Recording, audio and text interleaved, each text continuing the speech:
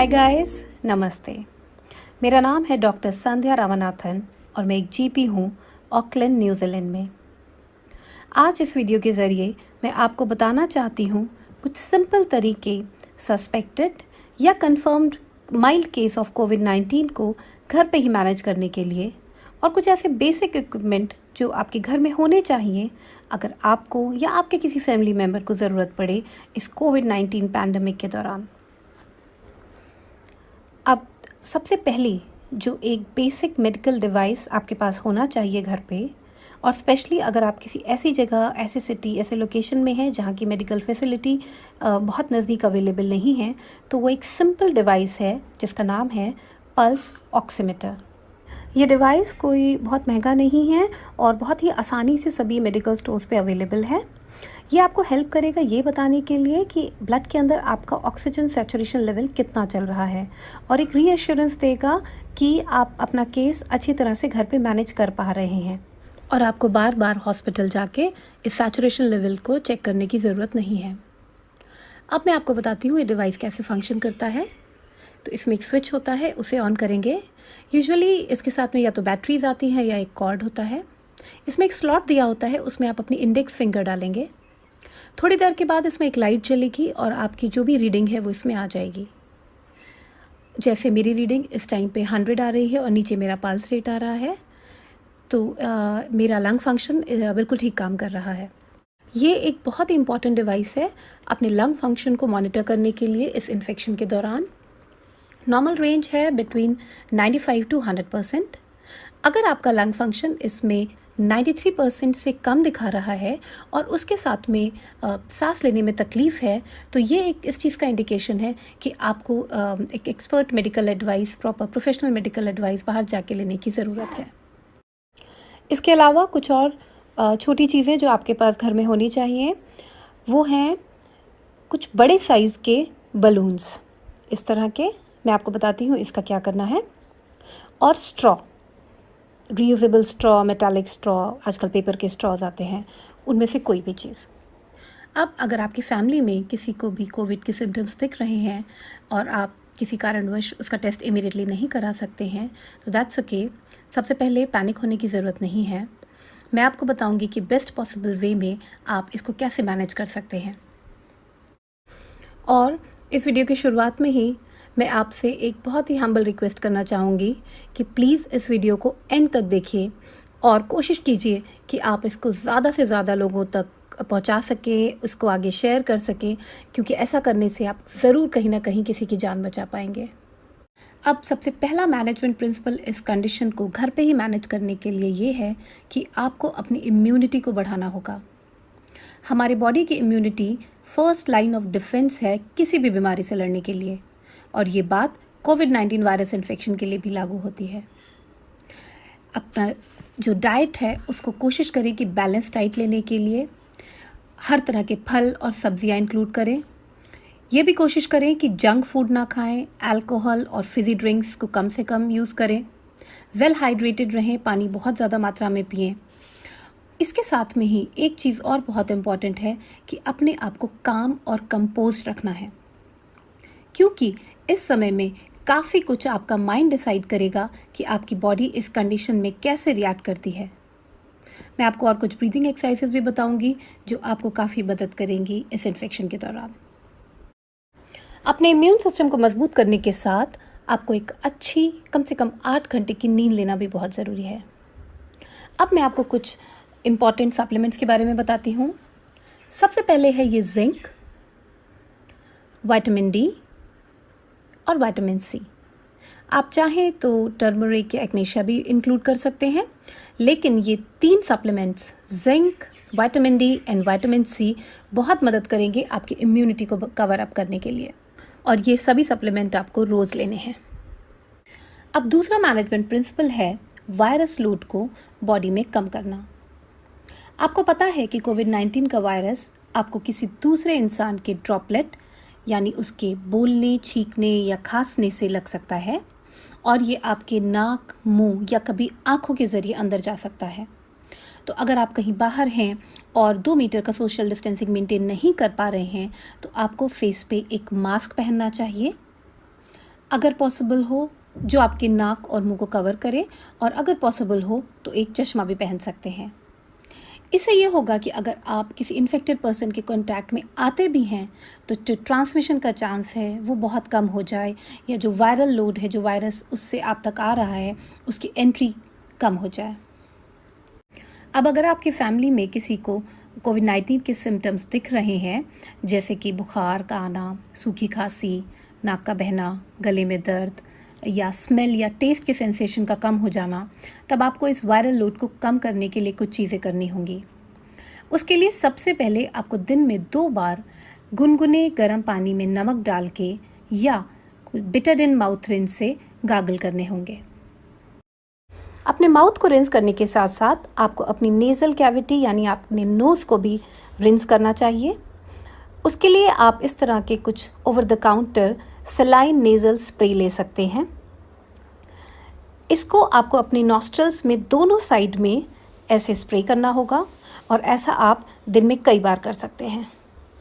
इसके अलावा एक और दूसरा ऑप्शन ये है कि आप ऐसे सलाइन सॉल्यूशन को एक ड्रॉपर बॉटल में ले लें, उसके अंदर कुछ ड्रॉप्स ऑफ बिटाडिन डाल दें, कॉन्सेंट्रेट बिटाडिन। लिड को वापस अच्छी तरह से बंद कर दीजिए। अब इसको दिन में 2 बार, या आपको जब भी कभी बाहर जाना हो या आप बाहर से वापस आए हैं तो अपने दोनों नॉस्ट्रल्स में कुछ ड्रॉप्स इसकी डाल लें। अब अगर आपके पास इस तरह के over the counter saline washes available नहीं हैं तो आप इनको घर पे भी बना सकते हैं।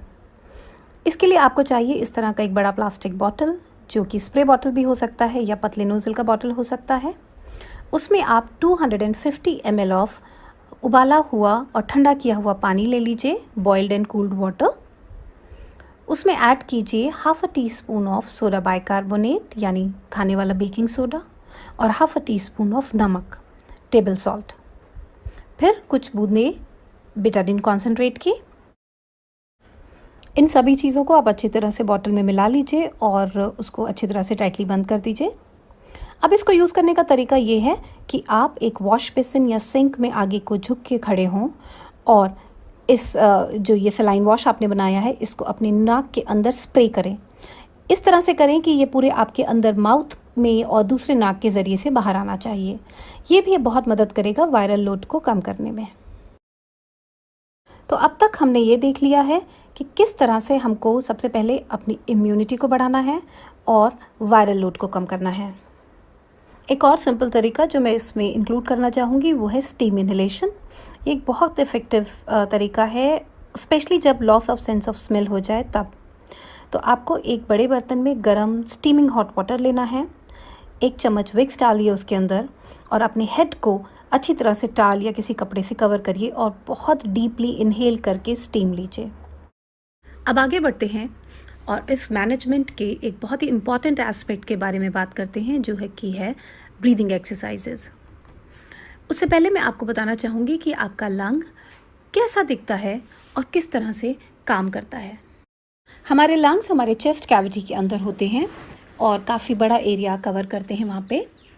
ये देखने में कुछ इस तरह से स्पॉन्ज की तरह होते हैं, ऊपर से पतले और नीचे ब्रॉड होते हैं। ज़्यादातर एयर स्पेसेस हमारे बैक साइड की तरफ होते हैं। इन्फेक्शन की वजह से अगर लंग्स में कुछ फ्लूइड या पानी जमा होता है तो ग्रेविटी की वजह से वो नीचे यानी बेस ऑफ द लंग में जमा हो जाता है, जो कि पीछे कमर की तरफ है। इसलिए ब्रीदिंग एक्सरसाइजेस बहुत इंपॉर्टेंट हैं टू मेक श्योर कि फ्लूइड जमा ना हो सके और हम अपनी लंग्स को प्रॉपरली एम्प्टी आउट करते रहें, ताकि बेस ऑफ द लंग्स में जो छोटे एयर स्पेसेस हैं वो कोलैप्स ना हो जाएं। और ऐसा करने के लिए बहुत इम्पॉर्टेंट है कि हम सही तरीके से ब्रीदिंग को मेंटेन करें। ब्रीदिंग मैकेनिज्म में ज़्यादा इम्पॉर्टेंट है प्रॉपर एक्सपिरेशन यानी ब्रीदिंग आउट, क्योंकि जब आप ब्रीथ आउट करते हैं तो आप कोशिश करते हैं कि अपनी लंग्स को पूरी तरह से एम्प्टी कर सकें, खाली करें। मैं इसको आपको बेहतर तरीके से समझाने के लिए एक छोटा एग्जाम्पल देना चाहती हूँ। आप ये समझ लीजिए कि इस स्पॉन्ज को आपको पानी से भरना है, और ऐसा करने के लिए आपको उसको पहले पूरी तरह से खाली करना होगा, एम्प्टी आउट करना पड़ेगा, स्क्वीज़ ऑफ करना पड़ेगा। यानी आपको अगर मैक्सिमम ऑक्सीजन अंदर चाहिए तो पहले आपको उसके अंदर का जो पुराना कार्बन डाइऑक्साइड है उसको पूरी तरह से निकालना होगा। अब मैं आपको डिमॉन्स्ट्रेट करके दिखाती हूँ। मैं एक लंबी सांस बाहर छोड़ रही हूँ।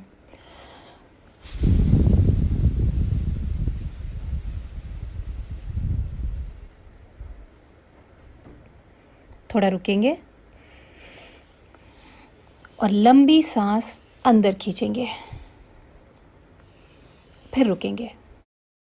याद रखिए कि एक बहुत ही इफ़ेक्टिव तरीका है प्रॉपर ब्रीदिंग मैकेनिज़्म को मेंटेन करने का। इसके अलावा आप बॉक्स ब्रीदिंग भी प्रैक्टिस कर सकते हैं। बॉक्स ब्रीदिंग में आपको एक इमेजिनरी बॉक्स क्रिएट करना है जब आप सांस लें और बाहर छोड़ें। 1 2 3 सांस बाहर छोड़ें, ड्रॉ द लाइन अप। 1 2 3 सांस अंदर लें, ड्रॉ द लाइन डाउन। ये एक अच्छी ब्रीदिंग एक्सरसाइज है जबकि आप ठीक हैं और आपके अंदर कोई लंग इन्फेक्शन नहीं है। लेकिन अब जबकि ऑलरेडी लंग इन्फेक्शन है तो आपको पूरी तरह से ये कोशिश करनी होगी कि वो जो छोटे air spaces at the base of the lung हैं वो खुले रहें, एक्टिवेटेड रहें और कोलैप्स ना हो जाएं। अब मैं आपको बताने वाली हूँ एक बहुत ही सिंपल एक्सरसाइज जो कि बहुत इफ़ेक्टिव भी है। ये मेरी एक क्लासमेट की मॉम डॉक्टर ग्रेसी ओंग जो मलेशिया में है, उन्होंने मुझे एक बात बताई थी और मैं यही आपके साथ शेयर करने वाली हूँ। इसमें कुछ ख़ास नहीं करना है, इसमें बहुत ही सिंपली एक बलून को फुलाना है, ब्लो करना है। और मैंने ये टेक्निक अपने एक पेशेंट जो कि कोविड-19 पॉजिटिव थे उनके साथ भी अपनाई। वो एक स्मोकर थे और पहले उनको ट्यूबरक्लोसिस की हिस्ट्री रह चुकी थी और फिर भी हम उनका 100% ऑक्सीजन सैचुरेशन लेवल लाने में कामयाब हुए थे इसी टेक्निक के ज़रिए। तो अब मैं आपको डेमॉन्स्ट्रेट करके बताती हूँ कि ये बलून एक्सरसाइज कैसे करनी है। सिर्फ आपको इस चीज़ का ख्याल रखना है कि कोशिश कीजिए कि आप इस बलून को 3 सांस में फुलाएं। कंप्लीटली 3 बार इनहेल करें और एक्सहेल करें।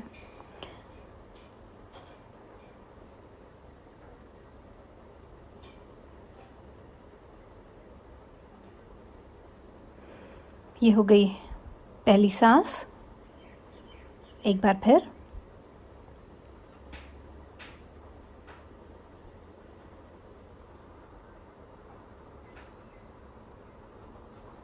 ये हो गई दूसरी सांस। Deep breath.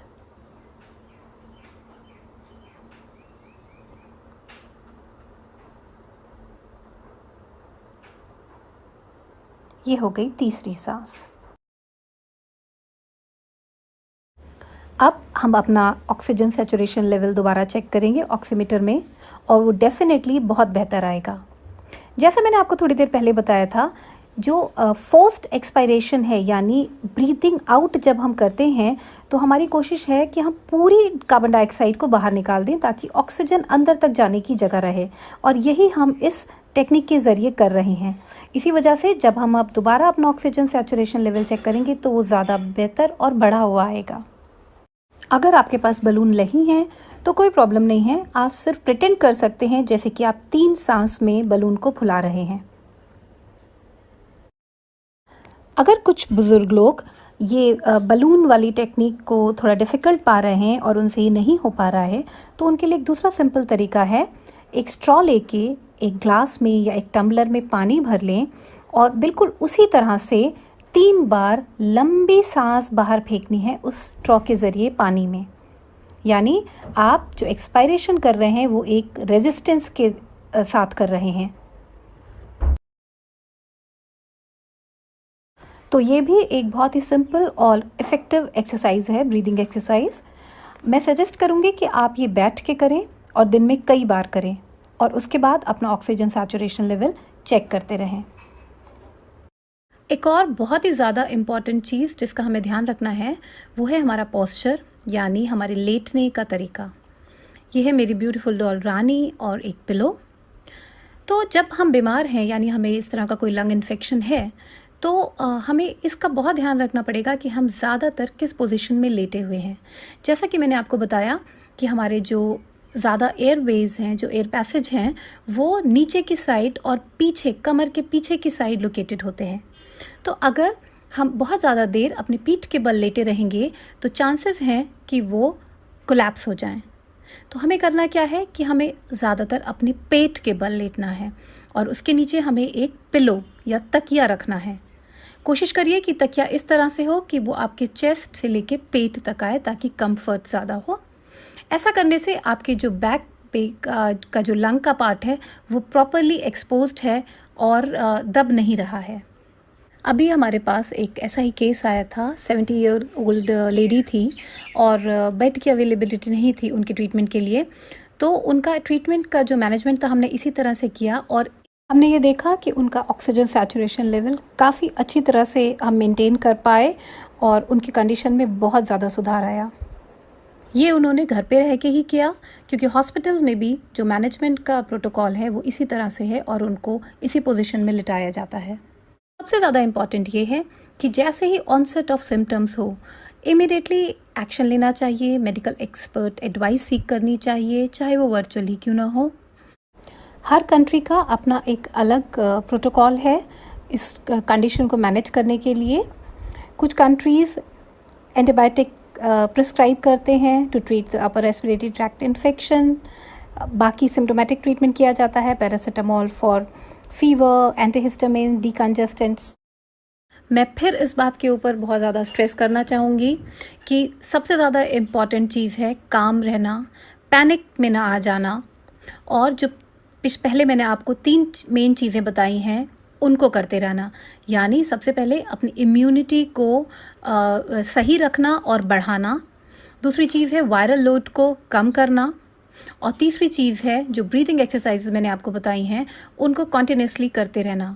और उसके बाद जब आप अपना ऑक्सीजन सैचुरेशन लेवल चेक करेंगे तो अगर वो 95 से ऊपर आ रहा है 100 के बीच में तो ये एक अच्छा साइन है कि आपकी फुल रिकवरी होने वाली है। तो मैं उम्मीद करती हूँ कि ये जो सभी बातें मैंने आपको इस वीडियो में बताई ये आपको किसी न किसी तरह काम आएंगी, आपके फैमिली, आपके फ्रेंड्स को काम आएंगी। ये काफ़ी ज़्यादा इन्फॉर्मेशन है तो मैं कोशिश करूँगी कि मैं इसको नीचे डिस्क्रिप्शन बॉक्स में लिख के भी दे दूँ। इस बात का ध्यान रखिए कि ये pandemic end of the world नहीं है। पूरी कोशिश करिए कि इन्फेक्शन से आप ज़्यादा से ज़्यादा बचे रहें, दूर रह सकें। और अगर इन्फेक्शन हो भी जाता है तो अगर ये सारी चीज़ें जो हमने डिस्कस करी हैं अगर आप इसको करते हैं तो ज़रूर आपको हॉस्पिटलाइजेशन की ज़रूरत नहीं पड़ेगी। बहुत ज़्यादा भीड़ भाड़ वाली जगहों पे मत जाइए, सोशल डिस्टेंसिंग मेंटेन कीजिए, बार बार हाथ धोइए कम से कम 20 सेकेंड तक, सैनिटाइज़र्स का यूज़ कीजिए। Stay safe, stay healthy. Thank you so much.